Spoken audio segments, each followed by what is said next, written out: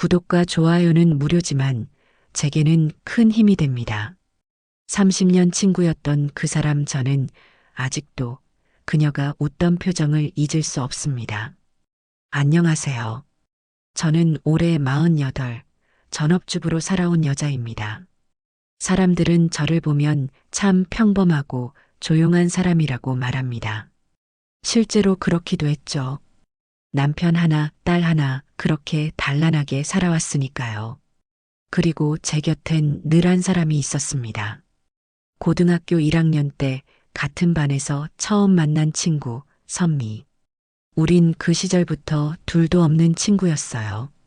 수학여행 때는 같은 방을 쓰고 졸업 앨범에도 늘 붙어 있던 친구. 저는 어릴 때부터 낯가림이 심해서 친구가 별로 없었는데 선미는 달랐죠. 밝고 당당했고 저를 리드해주는 그런 친구였습니다. 고등학교 졸업하고도 대학을 따로 갔는데도 끊이지 않았습니다. 자취방에 서로 놀러 가고 연애 상담도 하고 취직해서 받은 첫 월급으로 서로 선물도 했죠. 결혼한 이후에도 우린 마치 한 가족처럼 지냈어요. 제가 먼저 시집을 가고 몇 년 뒤 선미가 결혼했을 때 저는 들러리를 서줬고요. 그런데 그녀의 결혼은 오래가지 못했습니다. 잘 지내고 있니? 나 이혼했어. 그녀가 이혼했다는 소식을 들은 날, 제 마음은 무거웠습니다. 그 당시 저는 이미 딸을 낳고 어느 정도 안정된 삶을 살아가고 있었는데 선미는 남편의 외도로 몇 년을 버티다 결국 혼자 되었더라고요. 고등학생 아들 하나를 키우며 말 그대로 홀로 버틴다고 했습니다. 저는 미안한 마음이 들었습니다. 그래서 더 자주 연락하고 집에도 자주 오라고 했죠. 애 데리고 힘들 텐데 김치 좀 가져가. 남편 없이 사는 거 얼마나 서러워. 밥이라도 같이 먹자. 뭐든 말만 해. 난 내 편이야. 진심이었습니다. 저는 그녀가 외롭지 않았으면 했어요. 진심으로 돕고 싶었고 친구니까 당연하다고 생각했어요. 착한 사람이라면서 왜 그랬을까? 제 남편은 말이죠. 참 친절한 사람이에요. 누구에게나 다정하고 배려심이 깊어요. 처가에도 잘하고 이웃에게도 늘 인사 잘하고 회사에서도 신뢰받는 사람입니다. 제가 가장 자랑스럽게 생각했던 부분이기도 해요. 물론 연애할 땐 시큰둥한 구석도 있었지만 결혼하고 나서는 정말 책임감 있고 다정했죠. 그런 남편이니까 선미에게도 자연스럽게 잘해줬습니다. 제가 차린 식탁에 선미가 앉으면 남편은 늘 웃으며 말했어요. 힘든 일 있음 말하세요. 선미 씨 혼자 다 안아주지 마시고요. 그땐 그 말이 너무 고마웠어요. 아, 내 친구와 남편이 이렇게 사이좋게 지내니 좋다. 이런 생각뿐이었죠.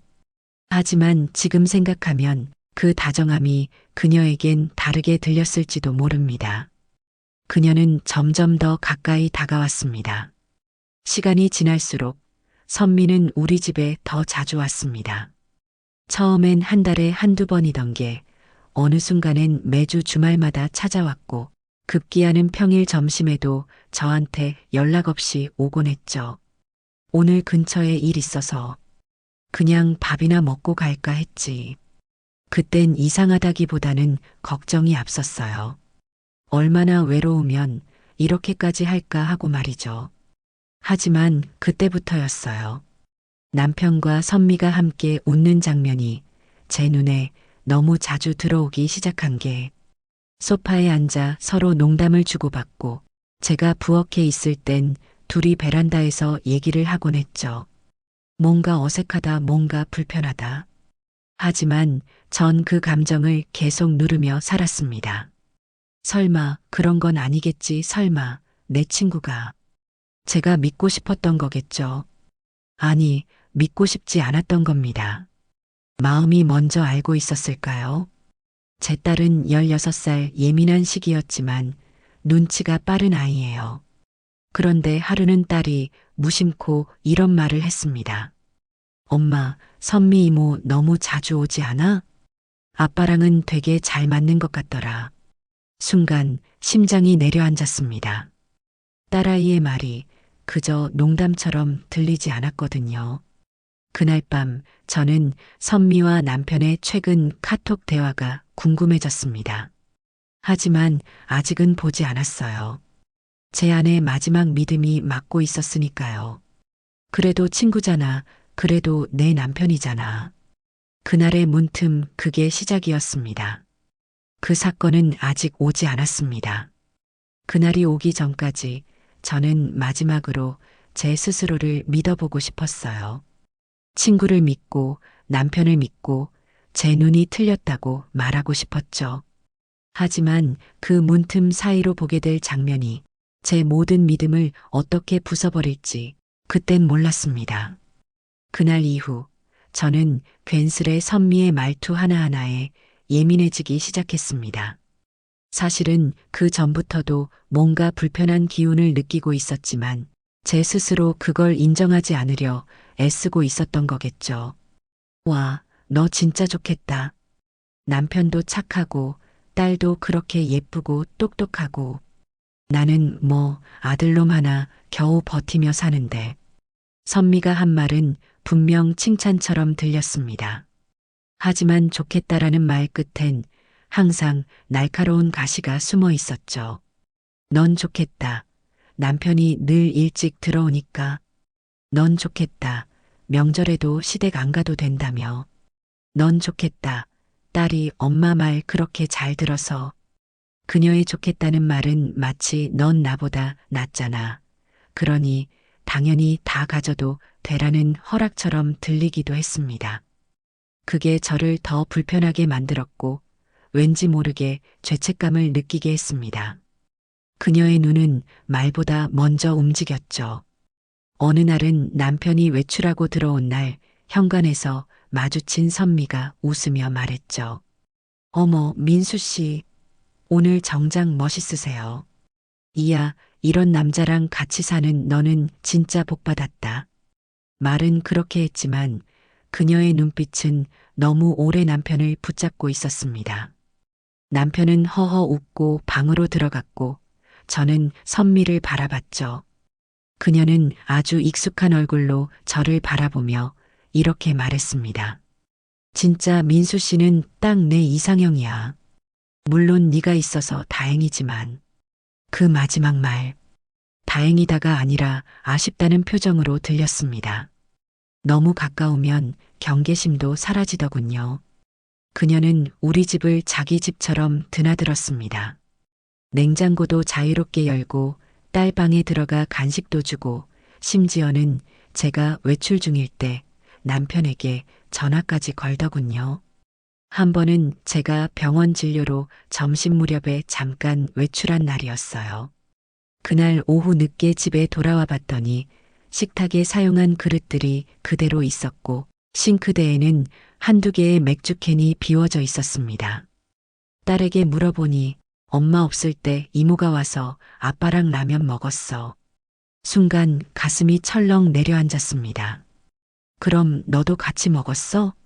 아니, 난 학원 가느라 없었지. 혼자 집에 있는 남편과 친구가 단둘이 밥을 먹고 맥주까지 마셨다고요?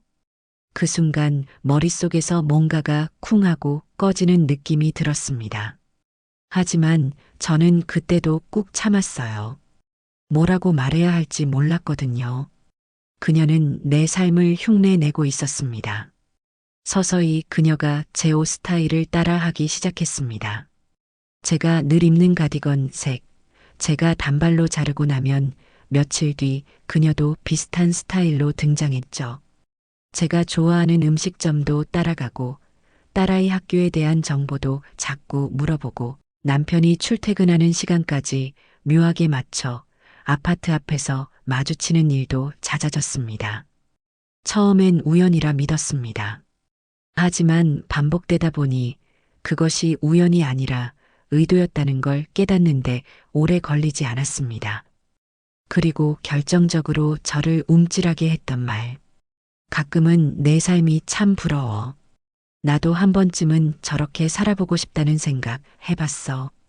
칭찬이 아니라 탐욕이었습니다. 그녀는 늘 저를 칭찬하면서 저를 조롱했습니다.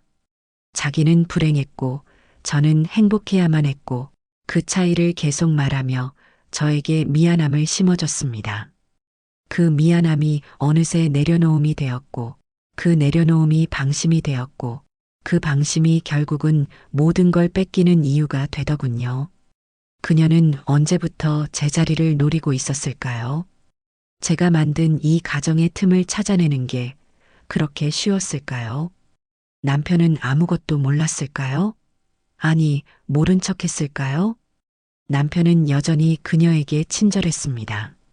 그녀가 집에 오면 커피를 내려주고 TV를 같이 보며 웃고 대화도 길어졌죠. 민수 씨 요즘엔 운동 안 하세요? 애 키우느라 힘들죠? 정말 대단하신 것 같아요. 남편은 그런 식으로 누구에게나 친절했지만 그 친절함이 어디까지 허용되는지 스스로도 모르는 듯 했습니다. 그리고 저는 그게 더 무서웠습니다. 남편은 선을 모르고 있었고 선미는 그 선을 넘어가고 있었고 저는 그 둘 사이에 아무 말도 하지 못한 채 끼어 있었던 겁니다. 그날의 문틈, 그건 이미 예고된 결과였는지도 모릅니다. 이제와 돌이켜보면 그날 문틈으로 본 장면이 어쩌면 아주 오랫동안 이어졌던 작은 조각들의 결말이었는지도 모릅니다. 작은 불편함, 사소한 의심, 무심코 넘겼던 말투 하나, 눈빛 하나, 행동 하나. 그 모든 것들이 결국은 진실을 향해 저를 밀어낸 단서였던 거죠. 그날은 유난히 조용한 날이었습니다. 딸은 학교에 갔고 저는 병원 정기검진을 받고 점심 약속이 있었지만 상대방이 갑작스럽게 취소하면서 일정이 비게 되었죠. 생각보다 일찍 끝난 날, 저는 오랜만에 혼자 시간을 보낼 수 있다는 게 반가워. 딸아이 좋아하는 전복죽을 포장해 집으로 향했습니다. 현관문 앞에 섰을 때 집안에서 낮은 목소리가 들려왔습니다. 처음엔 TV 소리인 줄 알았지만 자세히 들어보니 웃음소리였어요. 낯익은 두 사람의 목소리. 제 남편과 제 친구 선미였습니다. 현관문을 열지 못했습니다. 손에 전복죽 봉투를 든 채 저는 문 앞에서 얼어붙은 사람처럼 가만히 서 있었습니다. 잠깐, 아주 짧은 시간이었는데 그 안에서는 참 많은 일들이 일어났습니다. 그거 알아요? 민수 씨는요, 웃을 때 제일 멋있어요. 선미 씨, 또 그런 농담을. 농담 아니에요. 진짜로요. 그 웃음소리, 그 목소리, 내 남편의 익숙한 웃음이 그날은 이상하리만치 낯설고 무섭게 느껴졌습니다. 문은 잠기지 않았습니다. 그 순간 저는 도망치듯 다시 엘리베이터 앞까지 걸어갔다가 결국 마음을 다잡고 문 손잡이를 돌렸습니다. 문은 잠겨 있지 않았습니다. 조용히 아주 조심스럽게 문을 열었고 저는 천천히 발소리 하나 없이 안으로 들어갔습니다. 문과 거실 사이 작은 복도의 끝에서 저는 본능적으로 멈췄습니다. 그리고 살짝 열린 문틈 사이로 그 장면을 보게 된 겁니다. 그 둘은 너무 가까웠습니다. 거실 한가운데 남편과 선미는 나란히 소파에 앉아 있었습니다. 거실 테이블엔 반쯤 비워진 와인잔 2개와 치즈 플레이트가 놓여 있었고 남편은 편한 티셔츠에 추리닝 차림. 선미는 평소보다 화장을 짙게 했고 남편 쪽으로 몸을 기울인 채 고개를 젖히고 웃고 있었습니다. 아, 진짜 민수 씨. 그런 얘긴 왜 이제 해요? 어쩐지 이야기하다 보면 민수 씨랑 결혼한 이유를 알겠더라니까요. 남편은 말없이 웃으며 잔을 들어 올렸고 선미는 그 잔에 자기 잔을 툭 부딪혔습니다. 우리 이 순간을 위해 건배.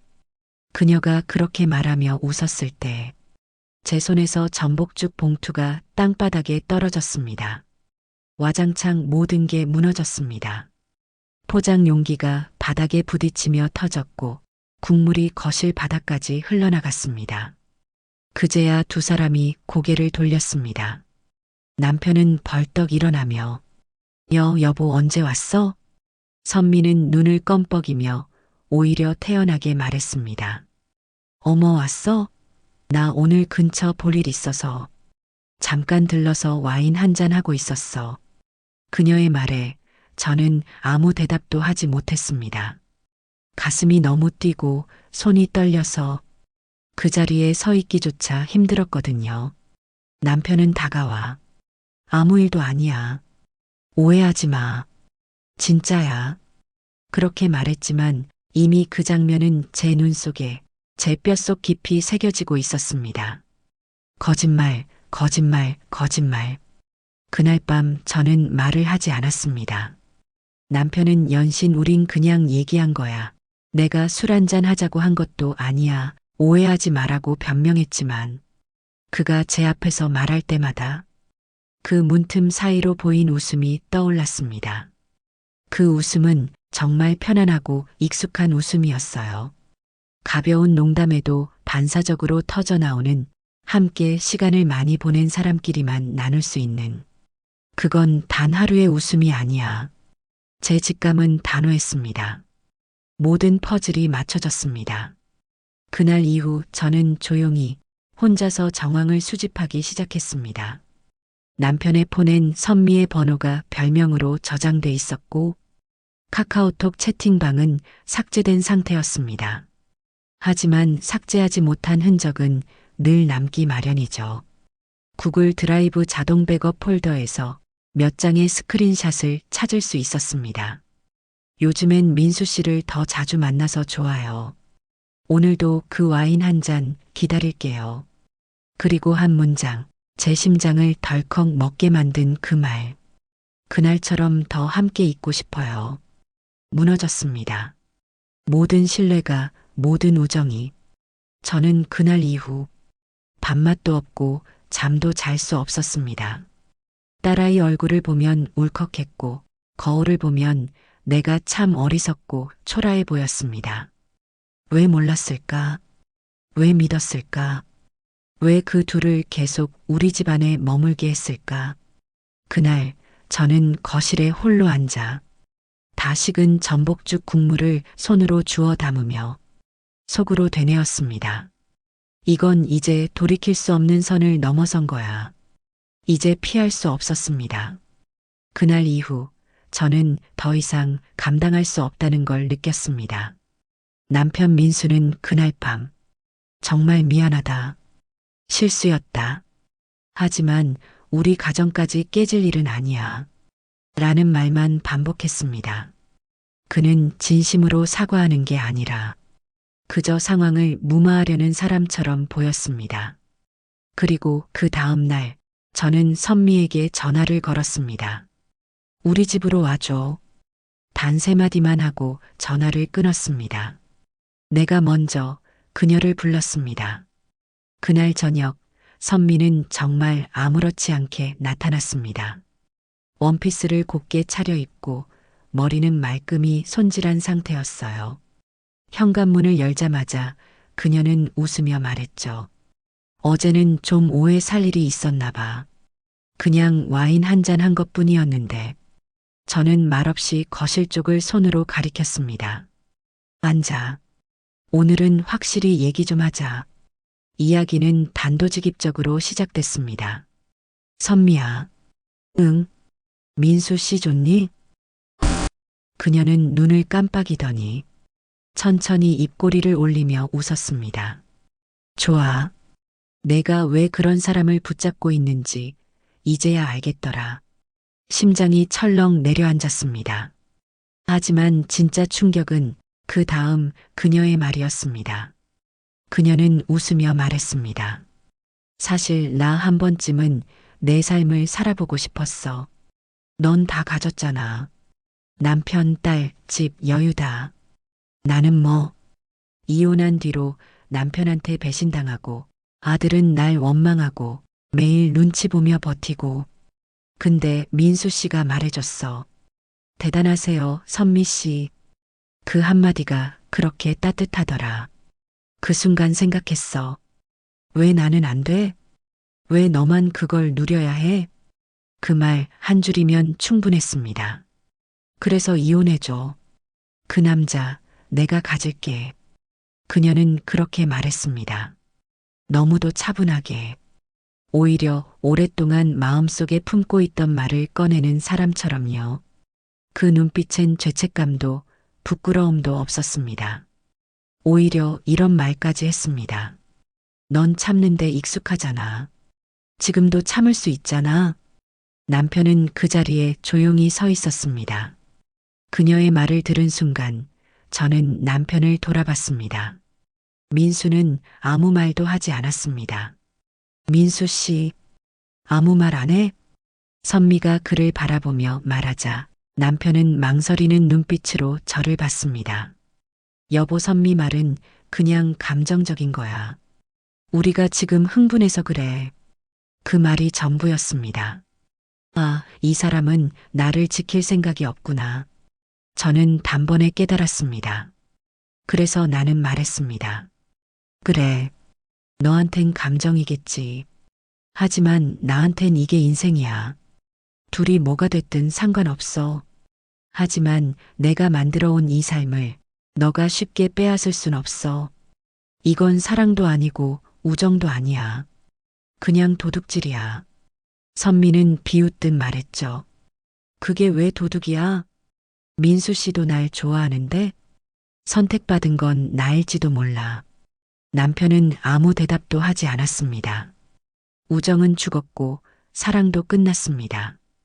그날 이후 선미는 제게 연락하지 않았습니다. 대신 남편을 통해 상황을 떠보려 했습니다. 민수는 여전히 우유부단했습니다. 그게 더 기가 막혔죠. 지금은 딸 때문에 확답을 못하겠어. 시간이 좀 필요해. 그 말은 제 등에 칼을 꽂은 말이었습니다. 이 사람도 저 여자도 이젠 정리해야겠다고 마음먹었습니다. 나는 말하지 않았습니다. 하지만 아이는 눈치챘습니다. 그 사건 이후 저는 딸 앞에서 최대한 아무 일도 없었던 척했습니다. 민수와도 일상적인 대화만 했고 밥을 차려내고 학교 이야기를 듣고 평소처럼 딸을 안아주려 했죠. 하지만 16살 아이는 생각보다 더 많은 걸 느낍니다. 딸은 어느 날 식탁 위에 놓인 숟가락을 내려놓고 저를 뚫어지게 바라보며 말했어요. 엄마, 무슨 일 있었어요? 그 눈빛엔 확신이 담겨 있었습니다. 저는 순간 말문이 막혔고 그저 고개를 저었습니다. 아니야. 무슨 일도 없어. 걱정하지 마. 그 말은 스스로를 더 초라하게 만들 뿐이었습니다. 아이의 눈물은 갑자기 찾아왔습니다. 며칠 후 토요일 저녁이었습니다. 저는 부엌에서 국을 데우고 있었고 딸은 제 방에서 충전기를 찾는다고 들어갔다가 책상 위에 놓인 제 휴대폰을 우연히 보게 되었죠. 그날따라 제가 무심코 카카오톡을 열어둔 상태였던 겁니다. 엄마, 이거 뭐야? 딸의 목소리에 돌아보니 그 아이는 휴대폰을 들고 있었습니다. 화면엔 선미가 남편에게 보낸 메시지가 떠 있었습니다. 제가 스크린샷 해두고 자료로 남겨둔 그 말이었죠. 오늘도 즐거웠어. 너랑 있을 때가 제일 편해. 그 여자 언제쯤 정리할 수 있을까? 이혼하면 바로 우리 시작할 수 있어? 아이의 손에서 폰이 떨어졌습니다. 딸은 그대로 바닥에 쭈그려 앉아 울기 시작했습니다. 그렇게 허물어지는 모습을 처음 봤습니다. 엄마, 이게 뭐예요? 설마 이거 아빠랑 선미 이모예요? 저는 더 이상 숨길 수 없다는 걸 알았습니다. 그저 조용히 앉아 딸을 꼭 끌어안고 말했죠. 미안해, 엄마가 지켜주지 못해서. 정말 미안해, 딸아. 딸은 품 안에서 몸을 떨며 말했습니다. 나 학교에서 친구들한테 우리 가족 얘기 자랑했어요. 부모님이 사이 좋다고, 아빠는 엄마밖에 모른다고. 근데 아빠가, 이 아이가 나보다 먼저 어른이 되었습니다. 딸은 눈물로 가득한 얼굴을 들고 말했습니다. 엄마 이혼하세요. 이런 사람과 사는 게 더 불행한 거예요. 엄마가 얼마나 참고 살았는지 나 다 봤어요. 아빠는 엄마 같은 사람 다시 못 만날 거예요. 엄마가 이렇게까지 참아야 할 이유 없어요. 그 사람이 아빠라도 엄마를 이렇게 만든 사람이라면 이제 그냥 보내요. 그 말을 듣는 순간 저는 한마디도 할 수 없었습니다. 그 아이는 제 딸이자 그 순간엔 제 보호자처럼 느껴졌습니다. 그 밤 저는 모든 걸 정리하기 시작했습니다. 그날 밤 저는 남편 몰래 작은 종이 상자 하나를 꺼냈습니다. 그 안에는 이혼 소송을 대비해 모아두었던 자료, 변호사 연락처, 재산 명세서, 복사본이 들어 있었습니다. 딸은 그걸 보더니 말했죠. 엄마, 나도 같이 갈래. 변호사 만나는 날 나도 갈래. 그래야 엄마가 끝까지 밀리지 않을 것 같아서. 남편은 여전히 애매했습니다. 며칠 뒤 민수에게 이야기를 꺼냈습니다. 우리 정리하자. 딸도 다 알아. 이젠 숨기고 싶지도 않아. 민수는 예상대로 말문이 막혔고 한참을 머뭇거리다 말했습니다. 지금 감정적으로 그러는 거잖아. 딸 때문에 더 생각해 봐야 하지 않을까? 그 순간 딸이 방문을 열고 나와 당당하게 말했습니다. 저 때문에 엄마가 이 결혼 유지해야 할 이유 없어요. 아빠 엄마한테 한 짓 다 봤어요. 그리고 선미 이모 같은 사람, 엄마 친구인 척하며 집까지 망가뜨린 사람. 정말 보기 싫어요. 그래도 이 아이가 있어서 나는 버틸 수 있었습니다. 그날 이후 딸은 매일 아침 제게 손편지를 한 장씩 써줬습니다. 엄마, 오늘 하루도 엄마답게 당당하게. 엄마, 나 여기 있어요. 힘들면 손잡아요. 엄마, 울어도 돼요. 그 눈물은 멋진 사람이 흘리는 거니까. 그 손편지를 보며 저는 조금씩 무너진 자신을 다시 일으켰습니다. 우리는 가족이었습니다. 하지만 그 가족은 더 이상 함께일 수 없었습니다. 민수는 끝까지 결정하지 못한 채 자신의 책임을 외면했습니다. 선미는 몇 번이나 제게 협박성 문자를 보냈습니다. 이혼 안 해도 돼. 민수 씨 마음은 이미 내 거야. 내 딸, 내가 상처 준 거 아니야. 그건 너희 부부가 만든 문제야. 저는 그 말들을 증거로 모았습니다. 이제 다음은 제 차례였습니다. 민수는 결국 그녀를 택했습니다. 딸의 눈물에도 저의 단호한 말에도 남편 민수는 끝내 결정을 내리지 못했습니다. 하지만 그가 택한 침묵은 결국 그녀를 택한 것과 같았습니다. 며칠 후 민수는 짐을 쌌습니다. 당분간 좀 나가 있겠다며 말했죠. 제가 말했습니다. 그 당분간은 영원히 되겠네. 딸은 뒤에서 아무 말 없이 등을 돌렸습니다. 그날 이후 그는 선미가 살고 있는 아파트 근처에서 목격되곤 했습니다. 그런데 며칠 지나지 않아 그는 연락을 해왔습니다. 여보, 아니, 나 지금 좀 복잡해서 그래. 선미랑 잘 안 맞는 부분이 많아. 생각보다 걔가 감정 기복이 심하고 애 얘기, 돈 얘기, 전 남편 얘기까지 다 꺼내는데 솔직히 좀 지친다. 처음엔 웃음만 나왔습니다. 그런데 점점 그의 말은 그녀의 뒷담화로 이어졌고 역시 너 같은 사람 없더라. 딸이 그리워서 힘들다. 그는 슬금슬금 돌아올 자리를 엿보고 있었던 겁니다. 선미 역시 그 민낯을 드러냈습니다. 선미는 민수와 함께 살게 된 뒤로 더 집요하고 노골적으로 변했습니다. 처음엔 제게도 문자로 자랑하듯 이야기하더니 며칠 후엔 갑자기 이런 메시지를 보냈습니다. 민수 씨가 자꾸 애 얘기만 해. 짜증나. 너희 집 팔고 나눠 가진다며? 그럼 내 몫도 챙겨야지. 딸한테 나쁜 말 하지 마. 피해자는 나야. 피해자? 30년 친구의 남편을 훔치고 딸아이의 가족을 망가뜨려 놓고 본인이 피해자라고 말하는 그 뻔뻔함에 저는 오히려 마음이 차가워지기 시작했습니다. 그래, 복수를 시작할 시간이다. 더는 기다릴 것도 참을 것도 없었습니다. 저는 조용히 확실하게 움직였습니다. 첫 번째는 증거 정리였습니다. 민수의 휴대폰 위치기록. 그가 선미 아파트에 출입한 날짜와 시간, 선미가 보낸 문자, 사진, 호텔 예약 내역, 통화 녹취 파일, 딸 앞에서의 발언까지 포함한 상황 증언, 법적으로 유책 배우자에게 불리할 수 있는 모든 정황 자료를 정리했습니다. 두 번째는 재산 분할 전략이었습니다.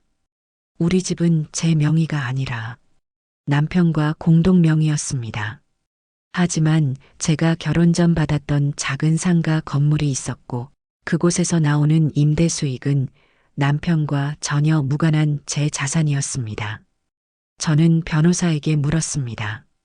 그 사람이 저를 배신했어요. 그런데 그가 집에서 나갔고 다른 여자와 동거 중입니다. 변호사는 말했습니다. 충분합니다. 지금 수집된 증거만으로도 재산 분할 협의에서 상당히 유리하게 갈 수 있어요. 심지어 명예훼손, 간통 관련 소송도 가능하고요. 미성년 자녀가 있다면 양육권도 확실히 확보됩니다. 그 말을 듣는 순간 마음속에서 무엇인가 뚜렷하게 결심이라는 이름으로 자리 잡았습니다. 세 번째는 명예를 되찾는 것이었습니다. 민수와 선미는 저와 딸을 두고 함께 여행을 간 사진을 SNS에 올렸습니다. 해시태그도 붙여가며 해시태그 우리의 시작, 해시태그 새로운 행복, 해시태그 진짜 사랑. 토할 뻔했습니다. 저는 그 게시글들을 전부 캡처해 명예훼손 및 모욕죄로 고소장을 접수했습니다. 그리고 그녀가 다니는 작은 동네 문화센터에 그녀가 어떤 사람인지 알리는 자료를 익명 제보로 보냈습니다. 그녀가 친구 남편과 관계를 맺고도 당당하게 강의한다는 사실에 대한 분노였죠. 물론 법적 경계는 넘지 않았습니다. 단지 사실을 말했을 뿐이니까요. 남편은 결국 뒤늦게 돌아왔습니다. 한 달 후 민수는 연락을 해왔습니다. 나 너무 힘들어. 선미랑 안 맞아. 자꾸 싸우고. 나 정말 바보였어. 제발 한 번만. 그는 집 앞에서 몇 시간을 기다리다 편지를 놓고 갔습니다. 그 편지엔 미안하다. 너와 딸을 잃고 나서야 알았다. 처음부터 잘못된 선택이었다. 그런 말들이 빼곡히 적혀 있었습니다. 저는 그 편지를 그대로 변호사에게 보냈습니다. 그 역시 심정 증거로서 재판에서 참고될 수 있었기 때문이죠. 더 이상 감정으로 살지 않기로 했습니다. 그가 어떤 마음이었든 돌아온다 한들 이미 깨진 유리는 원래대로 붙지 않는다는 걸 저는 너무 늦게, 너무 확실하게 배웠습니다. 이제는 감정이 아니라 법과 증거, 그리고 저 스스로의 가치로 살아야겠다고 결심하게 된 겁니다. 딸에게 말했습니다. 엄마, 이젠 안 울 거야. 이제부턴 지키는 게 아니라 회복할 거야. 우리가 무너진 게 아니라 다시 일어나는 중이야. 이혼 판결이 내려졌습니다. 정신없이 달려온 2달이었습니다. 남편 민수와의 이혼 소송은 유책 배우자인 그의 책임을 명확히 하는 쪽으로 빠르게 진행되었습니다. 제가 제출한 증거들, 카카오톡 메시지, 위치 기록, 딸의 진술, 선미와의 사진, 그 어느 하나도 허술하지 않았고 남편은 끝내 재산의 70%를 포기하는 쪽으로 협의서를 받아들였습니다. 재판정 마지막 날 그는 울먹이며 말했습니다. 나중에 후회할 거야. 이렇게 끝내면 정말 후회할 거야. 그 말에 저는 조용히 답했습니다. 이미 넌 너무 오래전에 날 끝냈어. 선미와 민수는 오래가지 못했습니다. 이혼 후 얼마 지나지 않아 지인에게서 뜻밖의 소식을 들었습니다. 야, 민수 씨, 선미랑도 헤어졌대. 그 여자애랑 싸움 엄청 했나 보더라. 돈 문제도 있었고 선미 전 남편이 다시 나타나서 복잡하대. 결국 민수는 선미의 진짜 민낯을 마주했고 그녀의 감정 기복, 전 남편과의 갈등, 고등학생 아들의 반항까지 모든 상황에 질려 도망치듯 그 집을 나왔다고 합니다. 더 웃긴 건 민수가 나중에 저희 딸에게도 연락을 시도했다는 겁니다. 아빠가 너무 보고 싶어서 딸은 단호했습니다. 그날 엄마 울던 거 기억나요? 그거 하나면 됐어요. 다신 연락하지 마세요. 나는 조용한 일상을 다시 쌓기 시작했습니다. 이혼 이후 저는 딸과 함께 작은 전셋집으로 이사했습니다. 넓진 않았지만 햇살 잘 들어오고 시장도 가깝고 무엇보다 마음이 편한 집이었습니다. 아침이면 딸과 따뜻한 국을 끓여 먹고 저녁이면 TV 앞에서 마주 앉아 웃을 수 있는 살. 전에는 당연하게 여겼던 이런 순간들이 이제는 얼마나 소중한지 매일 새롭게 느끼고 있습니다. 무너졌던 나를 다시 쌓아 올렸습니다. 저는 그동안 잊고 지냈던 나를 다시 꺼내기 시작했습니다.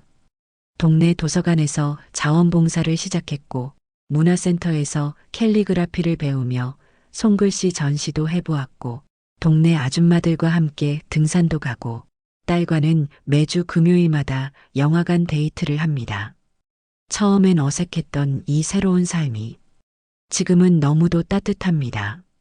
누구의 눈치를 보지도 않고 누구에게도 휘둘리지 않고 오롯이 나로 살 수 있는 지금이 가장 나답습니다. 선미에게서 마지막으로 연락이 왔습니다. 한 달 전쯤이었습니다. 낯선 번호로 문자가 하나 도착했습니다. 내가 이긴 거야. 그래, 너는 원래 그런 여자였지. 나는 욕심냈던 거야. 근데 이제 와서 미안하다고는 못하겠어. 미안하단 말, 이제 나도 질리거든. 그 문자를 읽고 저는 아무런 감정이 들지 않았습니다. 그녀가 어떤 결말을 맞이하든 이제는 저와 아무 상관없는 사람이니까요. 답장을 하지 않았습니다. 읽지 않은 듯 무시한 채 휴대폰을 내려놓고 딸과 저녁을 먹었습니다. 된장국과 달걀말이 평범하고 조용한 행복이 그 어떤 복수보다 깊은 위로였습니다. 이제는 후회도 원망도 없습니다. 가끔, 정말 가끔씩은 20년의 세월이 아깝게 느껴지기도 합니다. 하지만 돌아보면 그 세월 속에서도 분명히 웃었던 날이 있었고 딸이라는 선물을 받았고 결국은 내가 강해질 기회를 얻은 것이기에 이제는 감사로 남겨두려 합니다. 복수도 중요했지만 그보다 더 중요한 건 내 삶을 다시 내 손으로 만드는 것이었습니다. 그들은 떠났고 나는 남겨졌습니다. 하지만 결국 남은 이 사람이 가장 단단한 사람이었습니다. 가족도 친구도 사랑도 배신할 수 있다는 걸 배웠고 그 배신을 통해 진짜 나를 찾게 되었습니다. 지금 내 옆엔 같이 울고 웃을 수 있는 딸이 있고 내가 나를 사랑할 수 있는 평화가 있습니다. 이제는 더 이상 누군가의 아내, 누군가의 친구가 아니라 오롯한 나로 살아갑니다. 혹시 지금 이 이야기를 보시며 가슴 깊이 공감하신 분이 계신다면 부디 기억해 주세요. 무너졌다고 끝이 아닙니다. 가장 나답게 다시 시작할 기회는 언제든 찾아올 수 있습니다. 그리고 그때 당신도 분명 자신을 되찾게 되실 겁니다.